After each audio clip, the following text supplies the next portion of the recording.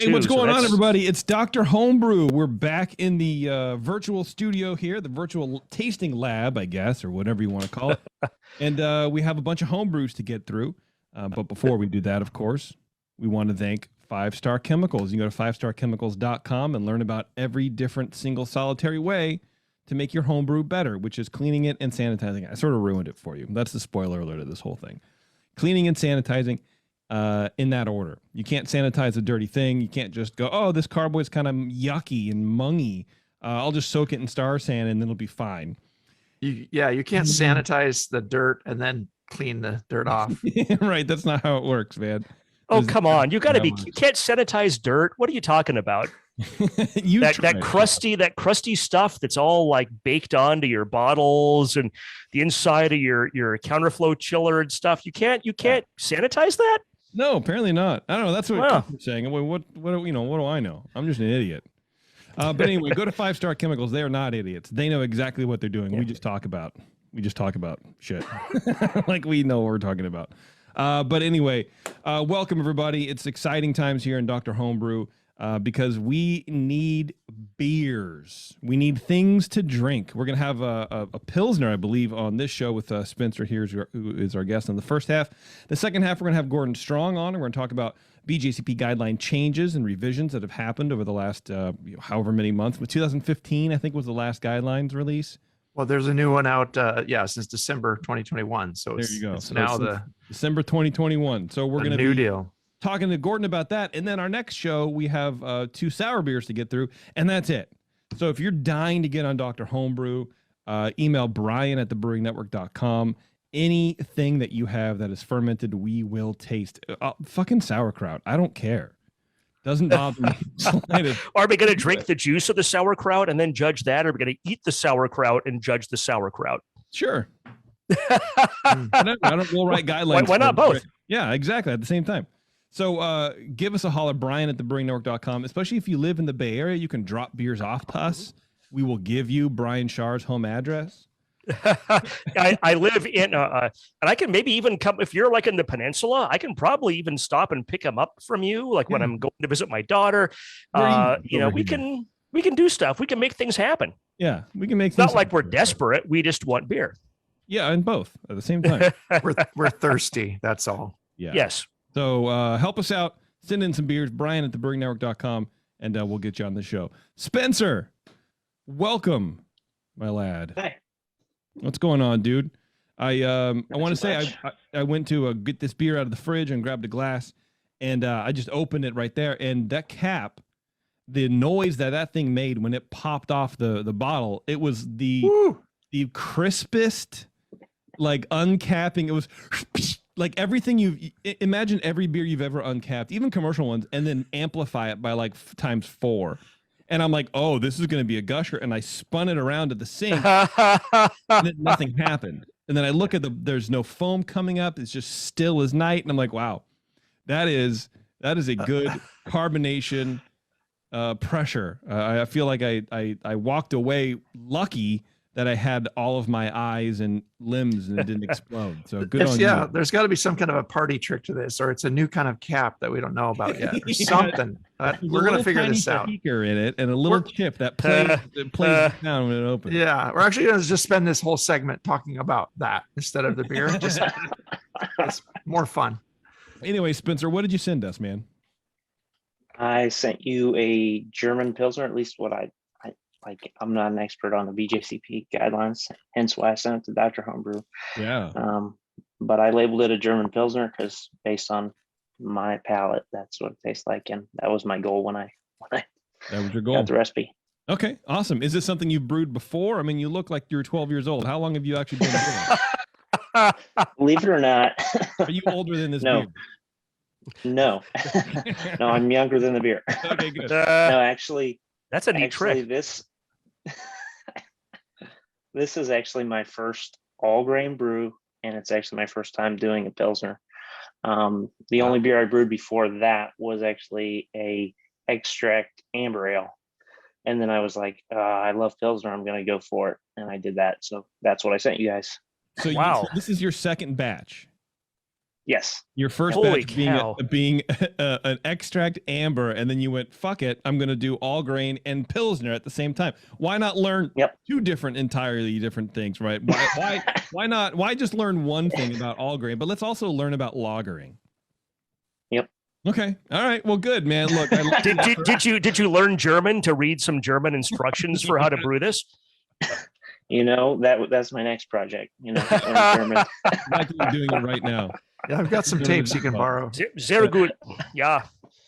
Well, that's a bold undertaking, Spencer, and I hope you pulled it off for my sake. Yeah, I don't really care about me too. yours, but so I'm going to taste this. But Brian Schar, why don't you start us off here with this German Pils? I sure will. So, Spencer, thanks for sending this in. I have to ask my usual question: are you in a homebrew club? Yes.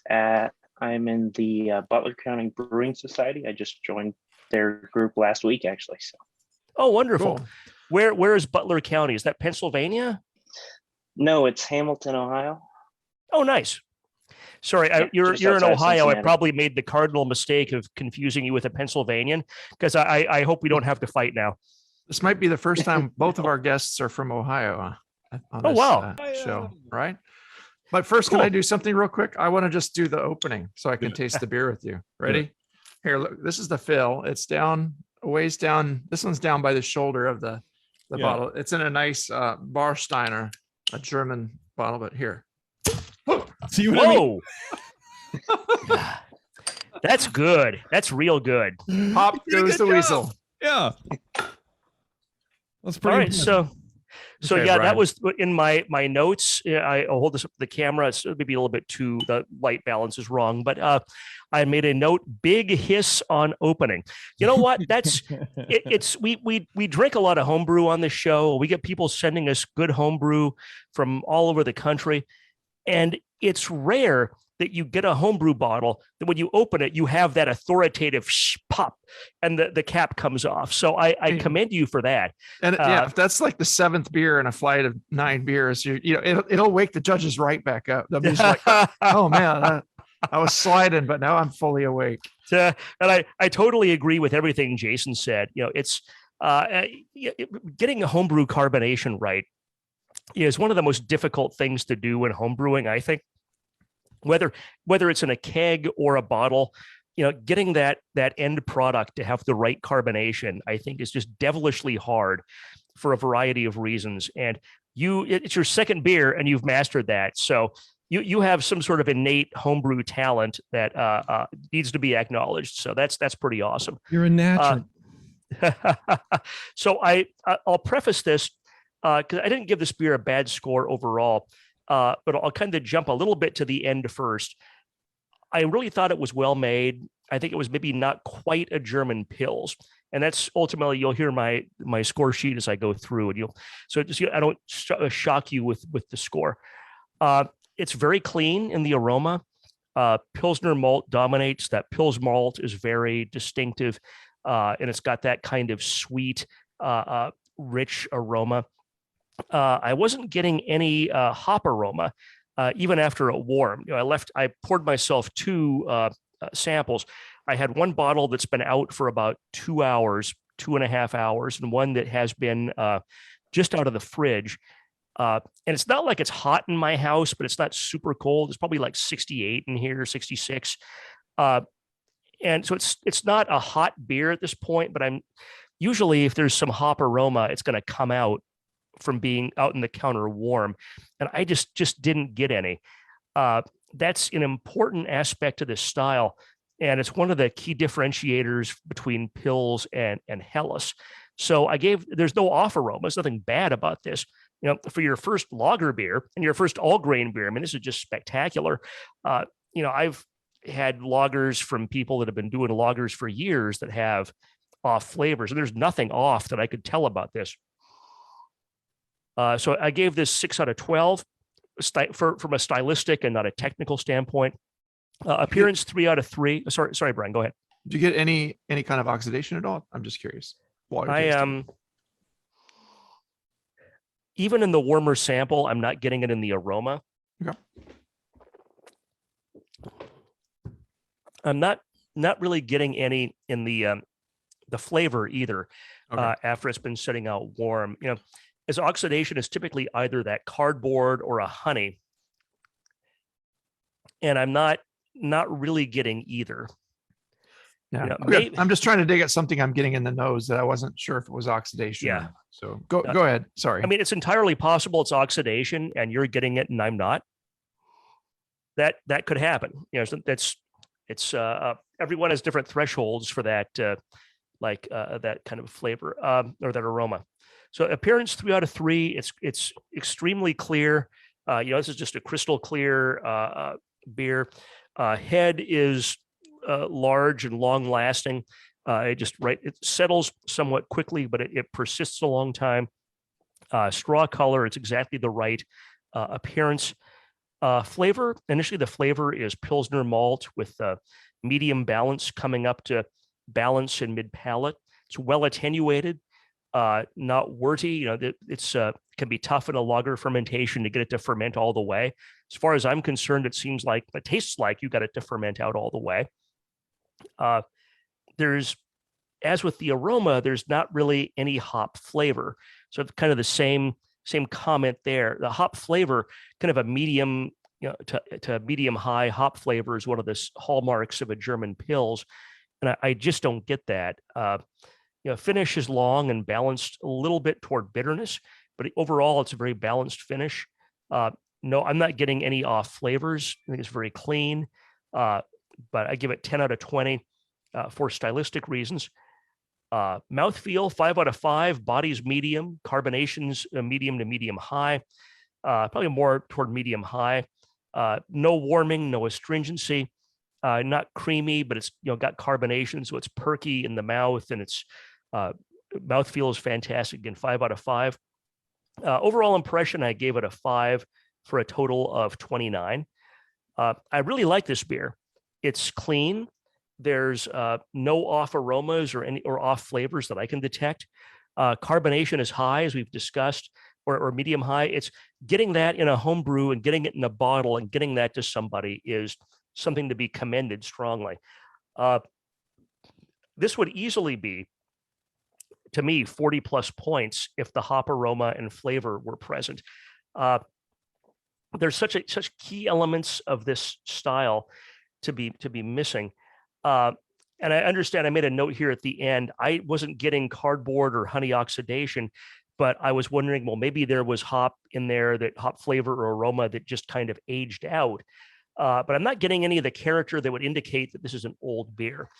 I think that this might have scored a little higher as a Helles, because a Helles and a Pilsner are really close to each other. They're both classic German styles. They're both Pilsner malt beers that use German or Eastern European hops. A Helles tends to be a little maltier, and a Pils tends to be a little hoppier. That's kind of, to break it down, to be overly simplify. That's kind of how I tend to look at that. And frankly, if you entered this as a Helles or set this as a Helles, it should probably be more like a 34, 35 point beer. I'm still going to knock it because even a Helles is supposed to have medium low to medium hop flavor and aroma, but it's down here, whereas a Pils is supposed to be up here. So it's not as much of a miss from a style standpoint if it were a Helles. But again, I'm really impressed that this is your second beer you've ever brewed. I'm impressed that it's a lager and it's all grain and it tastes like this. I mean, if my second beer was nothing like this, and my second lager was nothing like this, well done, and thank you very much for sharing with us. Yeah, very good. All right, Cooper, you're up, dude. All right, I've got the beer in my glass. And it was amazing how it didn't gush all over the place when it just popped like that. I'm looking at the bottom of the bottle, and it appears this may be a bottle conditioned example. So there's a kind of a fine layer of yeast just tightly packed on the bottom there. It could be something that just settled out too, but it looks like it might be conditioned, which is a good way to help keep. oxygen, scavenged in the bottle and not, just bottling a beer from a keg. You have to be really careful. I mean, it won't forgive as much oxygen as a bottle conditioned beer would. So I'll have to decide what I'm thinking about that characteristic that I was trying to dig at there. Sometimes you're left scratching your head and you're sitting at a judging table, and talking to your other judges will help sort out what you're getting. But in this case, I guess we're not there. Like JP's not telling me anything. Brian didn't give me anything good. I'm just going to go with what I've got here. So do it. Yeah. Wow. That was quite a pop hiss. The beer was kind of a low fill. So from a judging perspective, it was like the first bottle was just above the shoulder of the beer. It also had like a Warsteiner logo on it. So if you were entering it in a competition, we're not going to be picky about the logo on the bottle, but a competition might disqualify you for that if you're entering it. So just get plain bottles if you're going to do one of those.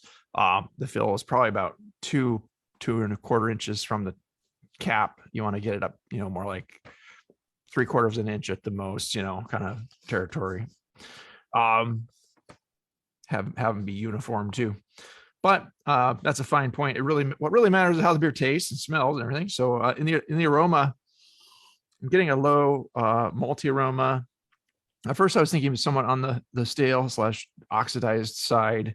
There might be a little kind of papery thing going on, but it's coming across also as maybe a little bit of an earthy quality, and it might be a hop thing, but there's not that much hop in here, so I'm a little confused about that.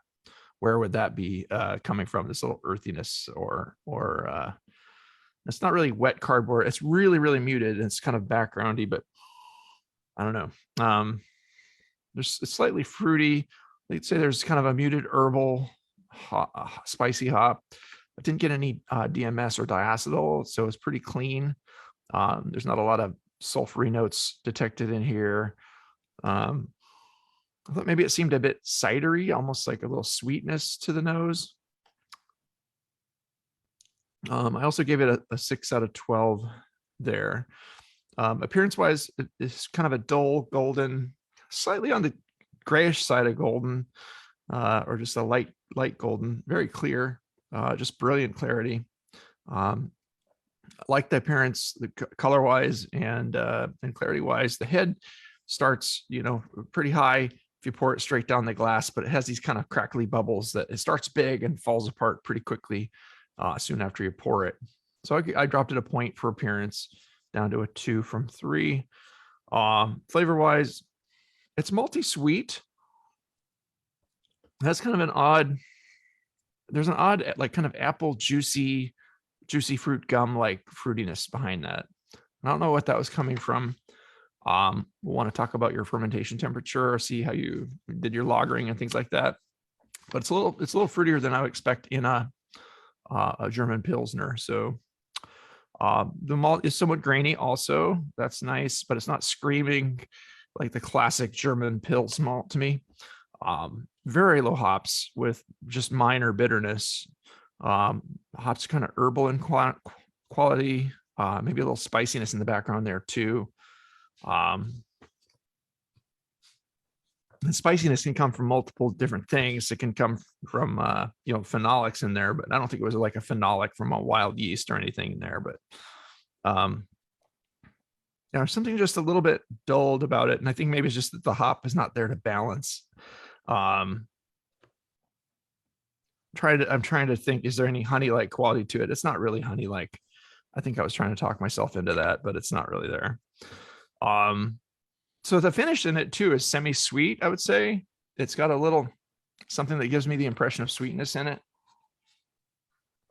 And I don't know where the finishing gravity landed, but it is like, it should be a little drier for style.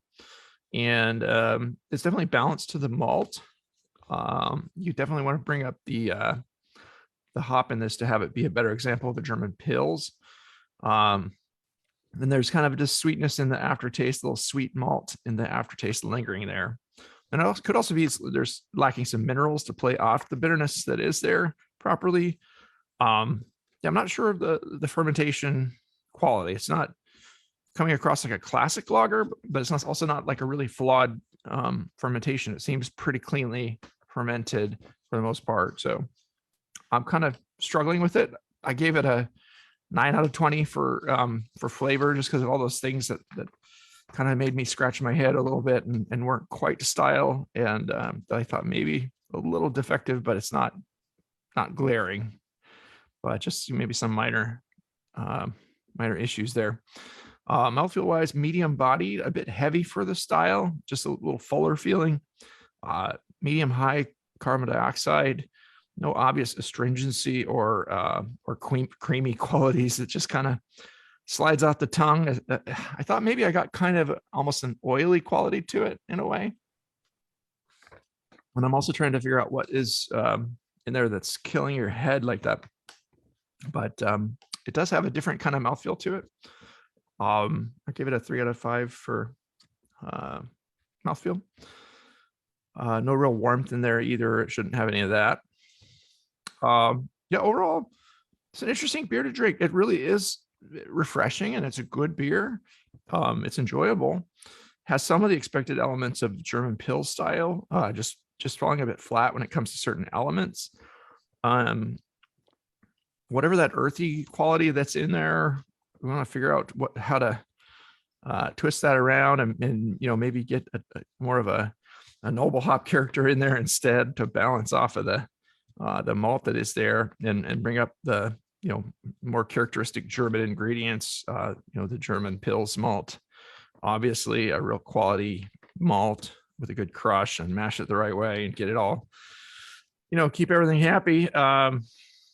You do want to reduce any oxygen contact after primary fermentation if it is a little bit of oxidation, which I thought I might have gotten in the nose, but it wasn't so much in the flavor.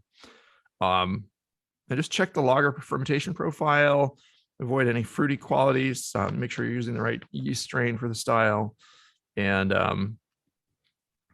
just keep that yeast really happy and start ferment it cold at lager temperatures, 50 degrees ish, and bring it up for a diacetyl rest. You got rid of the diacetals, which was really nice. So it could be that it was a little bit warmer fermented beer, I'm guessing, but I'm grasping at straws there. Figure out where that little fruitiness is coming from. It doesn't taste like hot or super bitingly alcoholic, which could also happen if you let your yeast go crazy at a super high temperature. But anyway, yeah, just be careful to pitch adequate yeast. Keep any unwanted strains of yeast out of there. But and yeah, fixing the head retention. If there's any source of anything that's going to give you any kind of oiliness in there, something that's going to kill the head, I don't know. But also just make sure that you're it kind of crackles and it falls apart after you pour it. Yeah, they're big foamy bubbles. Yeah. So it seems like it's just like there's a lot of probably small chain proteins in there. Like maybe you're doing something that's breaking down the proteins in your malt a little too much for what you need. If you're doing like a extensive protein rest or something before your sacrification rest, I don't know. It sounds like you're a pretty new brewer, so you're probably not doing anything really fancy like that. I'm just trying to figure out what to say to help you out here, but I think it would be fun to talk about your recipe. I gave it a 4 out of 10 for overall impression, just because it was kind of off style, and it's interesting and good, but it's just misses the mark on style and has some minor issues. So I landed at a 24 out of 50, although I'd like to be kind of where Brian is. I honestly like the beer, and I think in a competition, if I was discussing it with him, I might give it the benefit of the doubt and come up a couple of points, because it was enjoyable, just not quite to style. And there's a number of things you need to do to get it there, and we could help you get it there. Yeah. But let's talk about your recipe. I agree with a lot of what you guys are saying, just real fast. But, like you were saying, Cooper, I didn't say anything when Char was talking, but I do get sort of a honey. There is a thing, but it's more like almost like agave, where it's a sweetness and there's a little more roundness to the sweetness, almost like maybe boil was too long or something like that. I don't know. I think you guys are right. It definitely needs way more hops. It's not bitter at all. And I think Char was right. It's like a Helles. It would have done better as a Helles. There is like a green apple fruity thing to it as well. So I'd be interested to talk about that in a second. Real fast. So Cooper, Gordon is already here waiting for us to come on. Do you want to text him and say it will probably be another 5 minutes? Or should we bring him in? we can just take them in and we could take a break if we want or whatever you want to do. But yeah, I'm either way.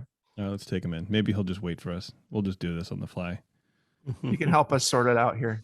Yeah. Even though you can't taste the beer with us. No, he can't do anything. Well, anyway, so I hit admit to whatever he wants to do. But yeah, so that's what I wanted to say. You're almost there, Spencer. But yeah, there's a couple things. Anyway, tell us a bit about the beer. You want to give us your recipe first, and we can go that way. Yeah, absolutely. So I have in here. I did 9.5 pounds of German Pilsner malt, 4 ounces of Melanoidin malt, and then 2 ounces of Hirschbrucker hops at 60 minutes. I used a Munich lager yeast 2308 and fermented at 55 degrees for 5 days. And then lagered it, I decreased the temperature by about like 2 degrees per day until I got around 35 degrees and let that stay there for about 6 weeks. So when you fermented at 55 degrees for 5 days, did you control the upper end of that fermentation? Or yeah. Okay, so that's, and then you lagered it after it was at 55 for just 5 days. According to my notes, I remembered it's a thing in there for longer, but that's what I wrote in my notes. Mm-hmm. Okay. Because that is the high end for lagering, right? Isn't it like 45 to 55? You want it sort of in the lower area of that. Yeah, some brewers will start even in the upper 40s and let it rise up to 50. But yeah, 55 is on a little bit on the high end, but also too, I think 5 days is pretty quick. And if you pitched a massive starter, that's that rocks through all that the gravity that was there so super quickly, you might be fine. But I think maybe you started reducing the temperature a little too quickly and left a little residual sweetness in the beer that would have otherwise fermented out. But it did, yeah. I don't know if you took a gravity reading at that point when you started chilling it. No, I did do a diacetyl rest in between there, so I didn't take as good a notes as I should have. But I did do a diacetyl rest before taking it down for lagering. Okay. Yeah. And before we get too far away from this, Spencer, you were talking about using just a few ounces of melanoidin malt. And I wonder if that's maybe where you guys were picking up kind of a honey type flavor, because a little melanoidin malt goes a long way. And maybe that's what we were kind of getting in the background, or you were getting in the background that maybe it was a slight honey, but wasn't quite an oxidation. Just a thought. I think that could very well be it. Yeah. It's just a little background note. That's it. Something different than you expect in the Pilsner. Yeah, absolutely. What about the hops? So this is a 5-gallon recipe, Spencer? Yes. Okay. Yep. 5 gallons. And it's 2 ounces of Hirschbrucker. Yeah. I mean, it's not enough. What was the alpha acid on those? Do you remember? I don't know. I don't have that written down. I think that's a fairly low alpha. Yeah. Yeah, so those tend to be low alpha hops. Yeah. So that has a lot to do with there's not really a whole lot of hop character in here at all. So you want a little bit more aggressive hops, I think, than that, or at least get it up to the IBU range that you want. Is there a different hop that you would suggest, or Citra? No, I'm kidding. Citra. No, I mean it's gotta be German Citra. Yeah, that's right. Yeah, Citra. I mean, it's Hetnanger or Hallertau. Yeah. You could even throw in some Zoss or something for fun, Yeah, but more importantly, you want to hit the IBU range. So you look at the IBUs of the hops that you're putting in, because they fluctuate. It's a agricultural product; it changes from year to year, and then you put it in some sort of online calculator, like a Beersmith or something like that, and you'll get your target range for a German Pilsner, which I don't know, what, 20s, something like that. I have no idea. And then you want to make sure that you're adding enough hops in there to hit that IBU range. Because if you put 2 ounces of hops in, but the alpha is really low, that's not, you're still not going to have enough IBUs in those hops. Yeah. It can go up to 40. Yeah. 22 to 40 IBUs is where you want to kind of land. Yeah. Personally, I would go upper 30s, but I sort of like an aggressive German Pilsner. What was the finishing gravity on the beer? Did it close out pretty good? The original gravity was 1043 and the final gravity was 1010. Oh, okay. No, it's pretty light. Yeah. 1043. That's on the low end for alcohol. It's a nice light drinker, but it's flavorful for the low alcohol for sure. Yeah, it's good. For your second beer ever, there's no real off flavors. There's some fermentation issue. I think like the green apple thing or a little bit, but there's commercial beers that have more green apple than this. It's way better than my first lager. I'll say that. Yeah. Oh, same here. Yeah. My first 6 beers, they were undrinkable. I didn't do a lager until like 6 months in or something, probably. And kudos to you for actually doing a real lager. Can I just say, I'm glad that we've sort of gotten over this fast lager nonsense that we were going on for like 4 seconds. You did a proper lager. You're trying to do it right. Yeah, I enjoy too. Lagers are becoming a lot more popular, and people are recognizing, some of these styles, and some more obscure styles, and the Czech beers are coming up, and the slow pour Pilsners and stuff like that. Kind of fun things coming up. Yeah. Spencer, do you have any other questions for these guys? I guess just recipe questions. The main reason I wanted to submit my second beer on to Dr. Homebrew was because the first beer I didn't have any off flavors that I noticed, and then this one seemed to turn out. So I was like, I just must not be good at tasting. I was like, obviously this is my second beer. There's got to be something, I'm doing wrong, or I wanted to know what I could do better, and obviously recipe, and I was expecting to get a 14 on my second beer, so I was submitting it. Damn, dude. Feedback, so I'm thrilled. Yeah. The beer has to be almost undrinkable to get a score like that. It's got to taste like rosemary and dirt. That, and not like beer at all to get a 14. This is far above a 14. Yeah, 13 is like the baseline. We're like, I'm not going to touch this. You're going to, get a nice soft 13. I think it sounds like you have a good palate. If you don't have, if you're not finding anything wrong in this and you're sending it on, I would be above the recipes. I would recommend hooking up with your local Bjcp folks. Hook it up with your homebrew club. I forget if you're in a homebrew club or not. He was, yeah. Keep doing that. Keep bringing your beer in. Buy Brewing Classic styles and get some tried and true recipe formulations, because I think there's a lot you can do that can be overwhelming. See, there you go. There's a lot that can be overwhelming on your second batch when you're just learning all grain. Also, How to Brew by John Palmer. Then if you're still, because you want to, as a home brewer, you want to just do everything at once. You want to learn 8 things, and you want to put them in at the same time, but you sort of have to learn a little bit of finesse. So either it's with your equipment, so just use someone else's recipes for now and just work on your process, and then your fermentation. Yeah, I think I got this recipe on Beersmith or something. Okay. One of those online. So were we saying it was too much melanoidin, Shar? Is that what you're sort of? I'm guessing. I just, in my view, melanoidin malt, you're not going to decoct a Pilsner. Maybe if you're so super German that you're wearing lederhosen while you're doing it, maybe you would. But you're typically not going to decoct a lighter German beer at lower alcohol. You might decoct. You're looking at Box, Doppelbox, like the darker styles, possibly like the lighter styles that are higher alcohol.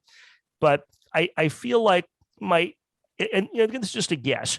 I'm guessing that in a Pilsner, which is light in flavor, light in body, light in hopping here, even a few ounces of melanoidin malt, that's really strong flavored malt. And that's going to give you, I think, maybe this background, almost honey type flavor that those guys were definitely getting. And I was kind of getting a little hint of, there's something in the background I'm not sure I like, but I couldn't really articulate what that was. I think nothing good is going to come from melanoidin malt in a Pilsner. That's just my opinion. I don't see anything good coming from that. Yeah. And that's why, Beersmith is fine. It's a totally good program. Getting recipes online is totally fine. There's nothing wrong with any of that. The virtue of these guys, you held up Brewing Classic Styles, is that they're proven competition winning recipes by a really skilled home brewer and professional brewer. People. Yes, and it gives you kind of a starting point to maybe gauge other recipes based on. It doesn't mean you should only brew what's in Brewing Classic Styles, but especially starting out, it gives you some kind of base for where to go from. And it's the kind of base that none of us had when we were starting. We would kind of have to rely on, well, what does the local homebrew store say? What is some guys hanging around here who are also buying grain? What do they say? You don't know them or if they're any good or anything. Doesn't mean that they're not trying to be helpful, but I mean, you get my point. At least it gives you a starting point, and you clearly have a real talent for home brewing. And I urge you just to keep it up. Brew a bunch of different styles that you like. Brew some that you don't. Learn things, listen to old episodes of Dr. Homebrew and Brew Strong and all that. And just keep it up, because your technical skills are already, way far above where I was, years deep into this hobby. Yep. Doing a ton of things right. Yeah. Just use straight Pilsner malt on this, lower the fermentation temp a little bit, and bring up the hops, and I think you got a winner. Send it back to us. We'd love to retaste this once you get a few more batches under your belt. Cool. All right, is that it, Spencer? Yeah. The only other question I had is, you mentioned, I think Shar maybe mentioned about the minerals or not having enough minerals. Maybe I think that was me. I haven't started playing with water chemistry. If you have pretty clean water, I just did spring. I just got spring water from the store, because that was like a suggestion that I had gotten. That's perfectly fine for where you're at. I would not screw around with water chemistry right now. Yeah, it could either be that the bittering hop was too low, or there wasn't enough mineral there to play off of it. So I would start with just bringing up the bittering hop and then go from there. If it's still not right, you can adjust the water. But water is usually the last thing you want to get crazy with. If you're using a good clean water like you are, you're fine. And you don't even have to. I still don't even do it. Yeah, it's too much for me. I can barely get along with my robotic system. I don't. All right. Well, definitely rebrew it, Spencer. And send it to will do. Yeah. All right, brother. Absolutely. We'll let you go. Keep on playing guitar too. No, stop doing it. All right. Thanks, man. Thanks for sharing. Later, man. Absolutely. Yep. Later. All right, guys. We're gonna take a quick break. We're gonna come back. We're gonna speak with the svelte, lusciously beautiful Gordon Strong from the BJCP program. We'll be right back here on Dr. Homebrew. Hang on. All right, thanks for hanging on, everybody. We are joined by our friend Gordon Strong from the BJCP, here to talk a little bit about the changes in the style guidelines for this year. Gordon, welcome to the show, man. Hey, JP, thanks. It's good to see you, too, by the way. It's been too long. You've been on this show before, I believe, right? Years and years, too many years ago. Oh, yeah. You guys did one at HomebrewCon one year, right? You didn't have my theme music though. Sorry. My email's down. I didn't get it. I mean, I can find you something. If you really want to, if you really want me to find something, I can find something for you. Gordon Strong, everybody. That was really professional. Thanks, man. Yeah. Okay. Whatever. I have fun. He's a top-notch podcaster. Yeah. Gordon, what's your title at the BJCP, please? I'm the president emeritus, and I'm the chair of the style guidelines committee. Okay. So I led the revision like I have for the last 4 of them. Wow. It's a thankless job at some part. Yeah. Literally. It's a huge job too, because the guidelines are pretty big, and it's a lot of work to do anything with those guidelines. How long do you get after a revision? It's like 80,000 words or something. It's oh my god! Damn. Pages. It's it's a lot. Yeah, that's wild. So the new guidelines came out last month, right, in December? Yeah, we published them then. Okay, and then but it had been since 2015 was the last update. Yeah. Is that a long time in between, or do you have a certain timeline where like, look, 5 years is the most that we want to go without sort of tweaking it out? It's not necessarily the most. It's about average. So I mean, the last ones I've worked on was 2004, 2008, 2015, 2021. So, it's been as much as 7 years and as few as 4 years. Yeah. But 5 years feels about right. When do you start working on the changes? Well, I start collecting ideas almost immediately. As soon as it's published, there's a pile of to-dos. Sure. But this one sort of began about 3 years ago. Started doing the major plan. Usually it starts with some strategizing about what are some of the goals, and are there any like major problems we're trying to fix. And every other guideline update is a major update where we might add a lot of styles or move things around, and the in-between one is it's like a 0.5 software release. It's meant for like they say in the App Store, bug fixes and performance improvements. Right. Yeah, I was noticing that because 2015 was such a big change as far as rearranging some of the styles and renaming some of the styles, consolidating some styles. And this one, yeah, I read your notes from like December from this, Gordon, and it's interesting, and I think they're good and necessary changes. But as you were saying, it's not nearly as big of a revision as 2015 was. Yeah, you have to go all the way back to 2004, and if you were judging at the turn of the century, it's. We were using whatever it was, 98 or 99 guidelines then, and the 2004 was a big lift from that. Yeah. So 2015 was on the same par as that, but most people just know them more recently. But a lot of the changes in there are the things that people we listen to the questions people are asking when we're at competitions, hearing how people are using it. Are people confused? Do we see beers misentered somehow? Are people asking us, where do I put this style? So those are the kind of things that lead to the analysis of how do we respond from there. I do like that a lot of the numbers stayed the same this time, and then past minor updates. Some of them, it seems like more of them probably changed. Numbers meaning or the sub style, the letters. If yeah. Well, that was added a beer. Yeah, it was kind of that was intentional. Even when we made some changes, we sort of tacked them on at the end of a category because we know that affects people who are entering competitions. So something that people have to keep in mind is there are, it's like the blind men describing the elephant. Like people are there are a lot of different kinds of users of the guidelines. So the people enter competitions, want them to change a lot, and they want new styles, and people taking the test want it to be left alone. So the last, yeah, you guys know what I'm talking about. Yeah, that's me. Even when I'm drinking, like I don't want this to change. Why do we need this style? But by the time you finally get a seat for the exam, you show up and then find out, oh yeah, we changed things. Did you get the memo? So those people are like, no, don't change it at all.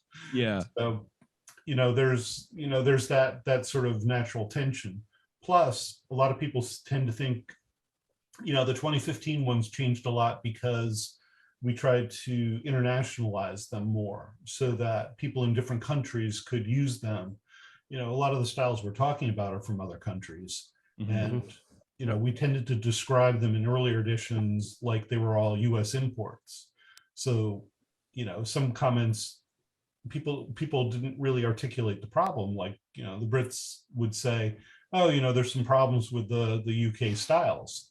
What it meant was we were describing sort of oxidized beers. It's like, why are you describing them as caramely when they're fruity? Well, because that's what they taste like when they get here. Yeah. So we tried to describe them, more like fresh styles and be usable in different places in the world. Okay. When you have a style and you're looking for classic examples of that style to list, how do you do that? Now I'm just asking questions I've always wanted to know. Like, do you go like, oh, I got a friend in Latvia who can get me, a dark lager, and can I to be considered a classic example of the style is an honor, I would imagine, for most people. How do you figure that out?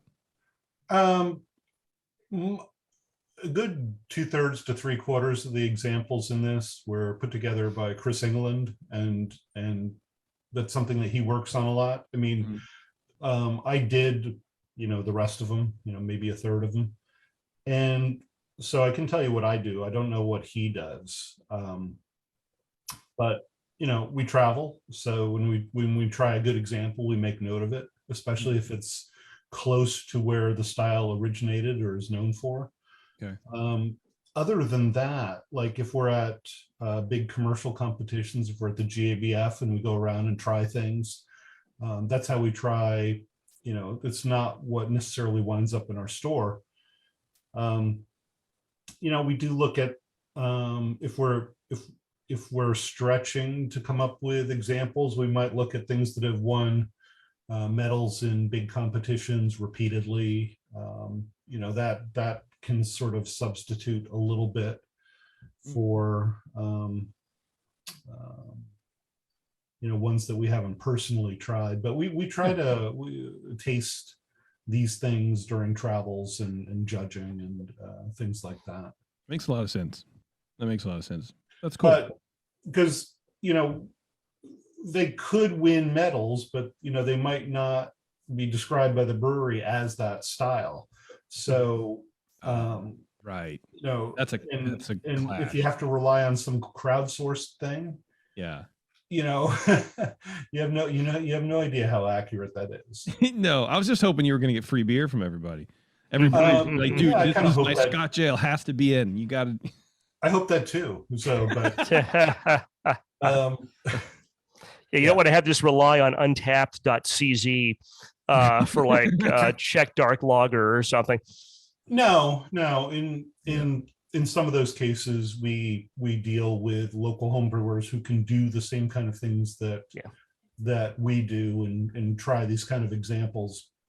If they don't exist in larger, we do try to come up with examples that are packaged and distributed. It's all well and good that my local brew pub that doesn't package has a good example of the style, but that then nobody can try it, so why bother? Yeah, right. So we have to we'll only list something like that if we really can't find others. Okay.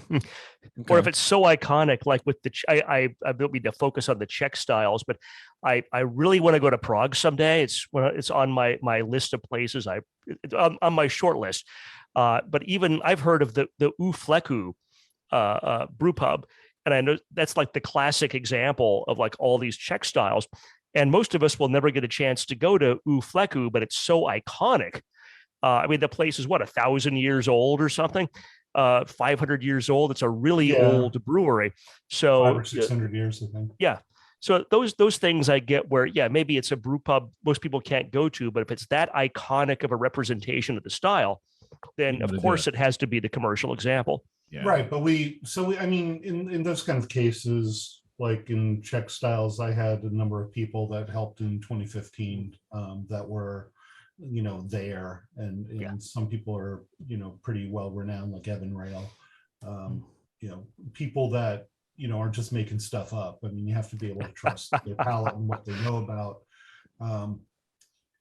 and if they have to understand how we've described the style, so they might go grab something that they really like, but if it winds up being sort of out of style as how we've written them, it probably will be doing more harm than good, because it'll just confuse people that do try it. Exactly. I liked that those were brought in the last time, and I like that we finally brought in the hazy IPA, and we've got a really good place to put kettle sours and stuff now too with the straight sour beer. That's a pretty good addition, I think. Yeah, that was kind of that was a base style that we had to create to make specialty beers work. Because wow, that's crazy. You're like solving problems. Yeah, that was a creative solution to this, because some people would make these sort of fruited sours and they would just say, oh, it's a fruited Berliner Weiss. I'm like, well, then that's a fruit beer. So enter it there. And they put fruited Berliner Weiss. Oh, it's like 5.5%. Like, that's nice, but a Berliner Weiss should be like less than 3%. So immediately you're out of style. So, you didn't mean it was a Berliner Weiss. You meant, it's just a sour beer. Yeah. And, we had to have, we've got these other categories for like funky sours and, sort of barrel sours and those things. So, clean sours didn't really have a base. So I had to sort of interpret how brewers were trying to solve the problem, and they were solving it by saying, well, Berliner Weiss is close enough, and maybe we'll hope they don't notice the alcohol. Yeah, that's the worry, is when you ask brewers, like commercial brewers, to solve problems, they're just going to always err on the side of destroying the style to whatever they can make money on, right? Mm-hmm. I mean, like, serve me another 6.5% pale ale, I'm going to stab somebody. Right. Then pretty soon in Berlin, they'll be brewing the beer stronger and stronger just to keep up with the expectation of their style. This is my iced Berliner Weiss. It's 12%. Yeah, it's funny. I remember reading in Zymergy or BYO, like it had to be 6 or 7 years ago, about like they weren't called kettle sours, but they were some of the first kettle sours. And they were from brewers in Florida, and they were calling them at the time Florida Weiss.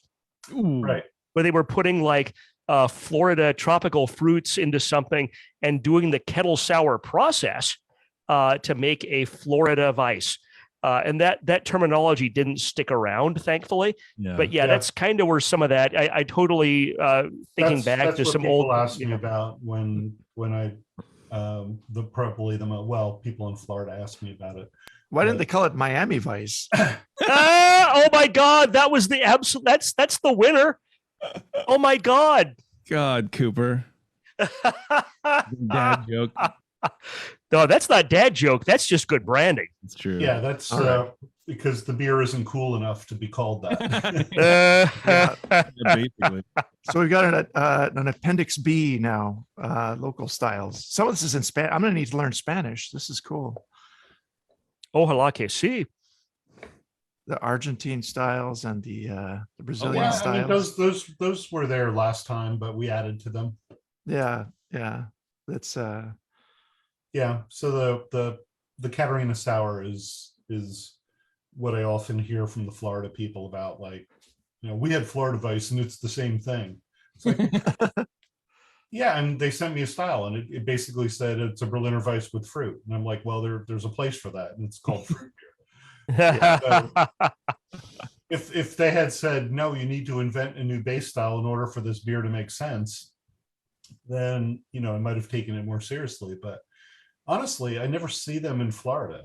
It's like a couple of times a year, and I've looked for them and I wanted to try them. It's like, it's like might be like a festival beer or something, but yeah, they would taste good in Florida, but they taste really good in Brazil. We started seeing a lot of Catarina sours a few years ago, and some of them are just mind-blowingly good. Like, the balance in that beer when it's done right can be amazing. Oh yeah, I judged a competition in Brazil in November, and it was the second most entered category. Wow. American IPA, Catarina sour. Oh, cool. Wow. And they were delicious. I think one of them won best of show. So I imagine there with the fresh fruit from down there, and just and that's the important thing is for them, is that style needs the fruit to be fresh. I mean, if step one of brewing is open a can, then you've already failed. Yeah, that's true. All right, Gordon. Well, I think we've taken up enough of your time, man. I know it's late, and I really want to thank you very much for coming on the show. And we should get you back and do a little deeper dive into some styles or how the BJCP works, or I don't know, whatever you want to talk about. Yeah, anytime you want to chat. A little more advance notice next time. Yeah, well, Yes. this was fine. I had Good. I've done some chats on this lately. So this was better because you guys actually had some questions. So obviously you've seen the styles, and I put together a presentation based on people don't know what it is, but we've already published it, so you just read them. So it's much better to hear what do you think about them? What are your impressions? Do you think there are any missing areas that ought to be tackled? That's the kind of feedback that I like hearing from people is, don't tell me how to fix it. Just tell me, what do you think the issue is? And right. We'll work it in. Point the problem out, not the solution. Yeah. Right. Yeah. And be sure to read the 16-page preamble before you ask any questions, because that explains a lot in there, right? That's meant to preemptively rebut most complaints. So well, we get a ton of read it yet. We get a ton of weird styles on this show too. I mean, most of them now are hazy IPAs, which is I don't talk about it. Traumatizing for me, but we get a ton of weird ass stuff, and it's really nice to be able to reference the style guidelines and guide the entrants into a way to classify their beer, because that's the whole point of our show. And if you get those kind of weird style questions, you can shoot them my way too, because nice. That's actually sort of something we added that's not in the printed guidelines. We created a web page for, basically, you came up with this weird thing and you don't know where to enter it, so maybe we can describe it to you. Oh, nice. So it's called suggested style entries, and it's on the website. Bjcp.org. I know there was one question that JP always wanted to ask, though. If we ever got you on the show again, he was threatening to ask something on our behalf, I think. Do you remember that one, JP? I don't remember that, but I did say, maybe this is what you're referring to, I did say that I would lobby hard to get you guys judging points, because GMSR points. We've been doing this program. We've been doing this program for 7 years. We do 2 shows a month, 4 beers a month. These guys fill out the BJCP score sheets, and I think they deserve some a quarter of a brownie point every year or something like that. You never talk to your regional representative. That's right, Cooper. Get shit on, kid. Yeah, we'd have to register as a competition every month too. So I guess you could. I'll tell you, one of the things I thought was funny about these guidelines, and kind of goes back to what you were saying, that you've been working on these for about 3 years. Funny. Is the brute IPA? No, you don't amuse me. It's the guidelines. The brute IPA amuses me, because it's clear that you guys did a lot of work on that, and then brute IPA kind of came and went, and you even kind of acknowledge in the guidelines this may be a dying style. I wasn't gonna. So I'm glad you asked that question, because this is the behind the scenes view. We have these provisional styles, right? So in between releases of the guidelines, we can come up with a style and post it on the web and say, here you go ahead and use it. And I was trying to figure out the brute IPA, and we were trying them, and they're very one-off at the time, and people kept changing it. So I'm like, oh, this style is kind of a moving target. Maybe I ought to wait, because I had something written up, and then, poof, all of a sudden nobody was making it. So I'm like, oh, okay, well, this was a bad idea, and I was just gonna leave it at that. And then I was on a podcast or some sort of chat with, I think it might have been people in Australia or something. Like, oh, no, we make them, we would use this. I'm like, really? Ooh. So that's the thing about the guidelines is, they're not trying to tell you to go out and make these things.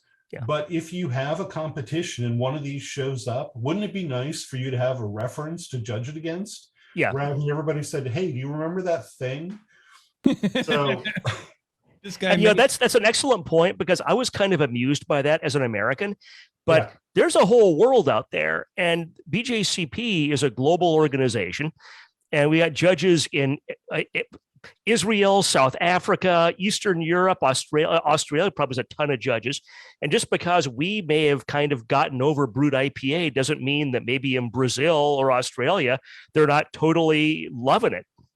Yeah, actually, I joked about like moving black IPA to historical because the same kind of thing happened to it.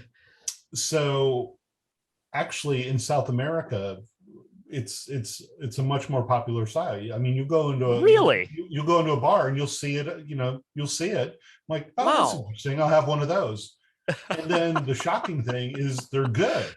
So if I ever see the brewers, they say, if Americans made this style like you guys are, maybe it never would have gone away. So interesting. So it hangs out there. So even though that's why when we do the updates, you have to be careful to like avoid the US centric view. Yeah, that's an excellent point. And that's a thing that, it's a good example of a thing that I thought was amusing, but actually serves a good global purpose and illuminates global beer culture that maybe we don't always know about as Americans. That's right. Yeah, we all know about it, but we tend to forget about it. Right. Yes. So unless someone reminds us, then it's like, other people. You guys. Yeah, so, that's right. You rest of the world. Yeah, I do like the provisional styles popping up on the site, and they were very usable when there was no hazy IPA in the guidelines, but I could always pull up the online reference to so we changed the name to Hazy, and people said, "Oh, I can't believe you changed the name." I'm like, well, if you remember, some people probably don't remember, but I mean, we used to call it Imperial IPA, and then we changed it to Double IPA. Well, I remember that's what everybody calls it. Yeah, right. Yeah, so, and I think hazy is a little more descriptive. It's a little more apropos. And that seems to describe sort of the point. Yeah, it's like, oh, what was your objective? Well, it's hazy. Is it good? It's hazy. Oh, well, I wanted to make it taste like New England. Yeah, right. Yeah. And for listeners who are curious about this stuff, bjcp.org, there's a column on the left of the website. The top entry says BJCP style guidelines. You hover your mouse over there and you can go, you'll see about 4 down is provisional styles, which is what we were talking about. And the 5th down is style entry suggestions in case you have suggestions for Gordon and the BJCP about styles. So that's how you can find that pretty easily on the website. There you go. Look at you, Brian. Helping out. Just trying to help out. Yeah. All right, Gordon. I know I said 5 minutes ago, we'll let you go, but we'll do it now. For sure. Thank you so much for coming on. Yeah, I really appreciate it. I still have a beverage. So nice, attaboy. Thanks, Gordon. Stay warm. It's Dr. Homebrew. We'll be right back. We're going to take a quick break. We're going to come back. We're going to wrap up the show. Don't go anywhere, please. Thank you. All right, everyone. Thanks a lot for sticking around. This is Dr. Homebrew. We are going to wrap it up. We're going to get out of here. Thanks very much to Gordon Strong from the BJCP and, whatever else he does in his professional life. I have no idea. But he came on and spent a lot of time with us, more time than I expected, which is cool because, look, we did holler at him last minute. We reached into the cybernetic ether and hauled his ass in here. So I really appreciate that. And then, of course, thank you to Spencer for sending in his second beer ever, which did not suck. Right. That's all you can really hope for. If you're listening to the show and you haven't brewed yet and you have like high expectations, don't. Don't, because it's going to suck. But Spencer's didn't suck. And my first couple beers were was actually good. Yeah. My first 6 beers were contaminated. Yeah. Tasted like ass. Like they were not good. My first 5 or 6 beers were pretty much ass, but I thought they were good, or I just drank them anyway because I had spent the time and the money, and I just choked them down. I've always been a picky bitch. I just can't I can't drink this here. Do you guys want this? Yeah, I don't know why you're not drinking this. Because it's nasty. It tastes like an ashtray. Oh man. Whatever. Anyway, we are going to split Facebook. If you're out there, if you're listening live, hang on just a sec. We have a whole other show talking sour beers with, I think, some wine in there. I didn't really read the whole notes, but it should be fun. Should be a lot of fun. Stay tuned and find out. Yeah. 1 guest, 2 beers. Going on. So do that. If you want to be on the show, like I said at the top of the show, email brian@thebrewingnetwork.com. We need some beers. Kombucha, cider, wine, whatever you want to do. Kimchi, sour. Yeah, if you want to spin up another brute IPA phase of your life, I don't know, do it. I don't care. That's it. That's all I got. Right. Brian Shar, you have a question from the chat, but I'm going to save it for the next show because I want to. We're already a little bit over, and our next guest is waiting. So, how can I be so handsome? Is that it, or should I just? How could I get you to shut the fuck up, Brian, and let these other 2 guys talk? Okay. Thanks a lot for tuning in. It's been Dr. Homebrew, and until next time, we'll see you later. Cheers.